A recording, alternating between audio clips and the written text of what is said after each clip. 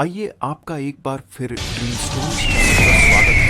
तो चलिए कहानी शुरू करते हैं। प्राचीन समय में विद्यार्थी गुरुकुल में रहकर ही पढ़ा करते थे। बच्चे को शिक्षा ग्रहण करने के लिए गुरुकुल में भेजा जाता था। बच्चे गुरुकुल में गुरु के सानिध्य में आश्रम की देखभाल किया करते थे और अध्ययन भी किया करते थे। वरदराज को भी सभी की तरह गुरुकुल भेज दिया गया। वहां आश्रम में अपने साथियों के साथ घुलने मिलने लगा, लेकिन वह पढ़ने में बहुत ही कमजोर था। गुरुजी की कोई भी बात उसके बहुत कम समझ में आती थी। इस कारण सभी के बीच वह उपहास का कारण बनता है। उसके सारे साथी अगली कक्षा में चले गए, लेकिन वो आगे नहीं बढ़ पाया। गुरुजी भी आखिर हार मानकर उसे बोले, बेटा वृतराज, मैंने सारे प्रयास करके देख लिए हैं। अब यही उचित होगा कि तुम यहाँ अपना समय बर्बाद मत करो। अपने घर चले जाओ और घर वालों की काम में मदद करो। वृतराज ने भी सोचा कि शायद विद्या मेरी किस्मत में नहीं है और भारी मन से गुरुकुल से घर के लिए निकल गया। दोपहर का समय था। रास्ते में उसे प्यास लगने लगी। इधर उधर देखने पर उसने पाया कि थोड़ी दूर पर ही कुछ महिलाएं कुएं से पानी भर रही थी। वह कुएं के पास गया। वहां पत्थरों पर रस्सी के आने जाने से निशान बने हुए थे। तो उसने महिलाओं से पूछा, यह निशान आपने कैसे बनाए? तो एक महिला ने जवाब दिया, बेटे, यह निशान हमने नहीं बनाए। ये तो पानी खींचते समय इस कोमल रस्सी के बार बार आने जाने से ठोस पत्थर पर भी ऐसे निशान बन गए हैं। वृतराज सोच में पड़ गया। उसने विचार किया कि जब एक कोमल सी रस्सी के बार बार आने जाने से एक ठोस पत्थर पर गहरे निशान बन सकते हैं, तो निरंतर अभ्यास से मैं विद्या ग्रहण क्यों नहीं कर सकता। वृतराज ढेर सारे उत्साह के साथ वापस गुरुकुल आया और अथक कड़ी मेहनत की। गुरुजी ने भी खुश होकर भरपूर सहयोग किया।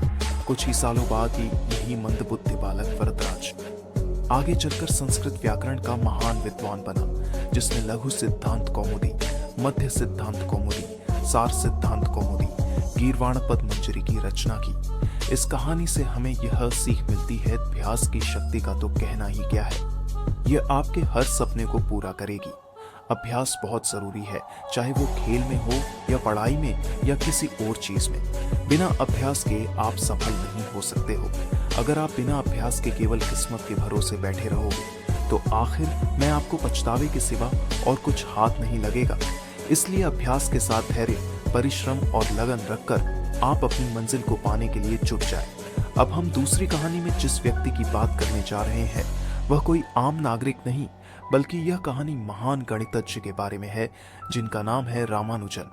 रामानुजन का जन्म एक गरीब परिवार में 22 दिसंबर 1887 को तमिलनाडु के इरोड कस्बे में हुआ था। उनके पिता एक साड़ी की दुकान पर क्लर्क का काम करते थे। रामानुजन के जीवन पर उनकी मां का बहुत प्रभाव था। जब वे 11 वर्ष के थे तो उन्होंने एस.एल. लोनी द्वारा लिखित गणित की किताब की पूरी मास्टरी कर ली थी। गणित का ज्ञान तो जैसे उन्हें ईश्वर के यहाँ से ही मिला था। 14 वर्ष की उम्र में उन्हें मेरिट सर्टिफिकेट्स एवं कई अवार्ड मिले। वर्ष 1904 में जब उन्होंने टाउन हाई स्कूल से स्नातक पास की तो उन्हें के रंगनाथा राव पुरस्कार प्रधानाध्यापक कृष्ण स्वामी अय्यर द्वारा प्रदान किया गया। वर्ष 1909 में उनकी शादी हुई। उसके बाद वर्ष 1910 में उनका एक ऑपरेशन हुआ। घर वालों के पास उनके ऑपरेशन हेतु पर्याप्त राशि नहीं थी। एक डॉक्टर ने उनका मुफ्त में यह ऑपरेशन किया था। इस ऑपरेशन के बाद रामानुजन नौकरी की तलाश में जुट गए। वे मद्रास में जगह जगह नौकरी के लिए घूमे। इसके लिए उन्होंने ट्यूशन भी की। वे पुनः बीमार पड़ गए। इसी बीच वे गणित में अपना कार्य करते रहे। ठीक होने के बाद उनका संपर्क नेलोर के जिला कलेक्टर रामचंद्र राव से हुआ। वह रामानुजन के गणित में कार्य से बेहद प्रभावित हुए। उन्होंने रामानुजन की आर्थिक मदद भी की। वर्ष 1912 में उन्हें मद्रास में चीफ अकाउंटेंट के ऑफिस में क्लर्क की नौकरी भी मिल गई। वे ऑफिस का कार्य जल्दी पूरा करने के बाद गणित का रिसर्च करते रहते। इसके बाद वे इंग्लैंड चले गए। वहां उनके कार्य को खूब प्रशंसा मिली। उनके गणित के अनूठे ज्ञान को खूब सराहना मिली। वर्ष 1918 में उन्हें ट्रिनिटी कॉलेज कैम्ब्रिज का फेलो चुना गया। वह पहले भारतीय थे जिन्हें इस सम्मान पोजीशन के लिए चुना गया। बहुत मेहनती एवं धुन के पक्के थे।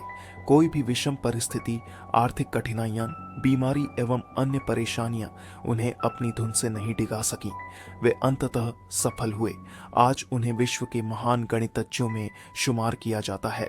32 वर्ष की छोटी उम्र में ही इस प्रतिभाशाली व्यक्ति का देहावसान हो गया। दुनिया ने एक महान गणितज्ञ को खो दिया।